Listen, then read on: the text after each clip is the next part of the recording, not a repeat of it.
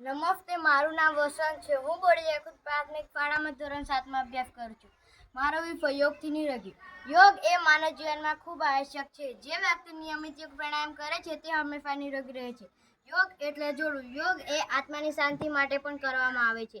યોગ એટલે શરીરને અને આત્માને શાંતિ આપવી. યોગનું મહત્વ આપણા જીવનમાં ખૂબ વધારે છે. યોગ કરવાથી લોકોનું આયુષ્ય પણ વધે છે. અમુક પ્રકારના રોગ દૂર થાય છે. એમાં પણ આજના સમયમાં યોગ કરવો ખૂબ જરૂરી છે. નાના બાળકોથી મોટા વૃદ્ધો સુધી બધા માટે લાભકારી છે. યોગ બાળકોનું શારીરિક માનસિક વિકાસ કરે છે. તેનાથી આપણું શરીર મજબૂત થાય છે અને તેનું ઘડતર યોગ્ય રીતે થાય છે. બાહ્ય દેખાવમાં પણ ફેર પડે છે. યોગ માટેના ફાયદા અને તેની યોગ્યતાને જાણીને આખા વિશ્વના લોકોએ આપણા યોગાને યોગ તરીકે સ્વીકારી છે અને આ બાબત ધ્યાનમાં રાખી સંયુક્ત રાષ્ટ્રોએ ભેગા મળીને 21 જૂનને વિશ્વ યોગ દિવસ તરીકે જાહેર કર્યો છે.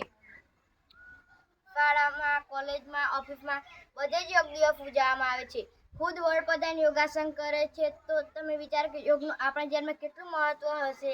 આપણા ખૂબ જ વ્યસ્ત જીવનમાંથી થોડો સમય યોગ માટે કાઢવો જોઈએ, જેથી આપણને ઘણો લાભ થાય છે.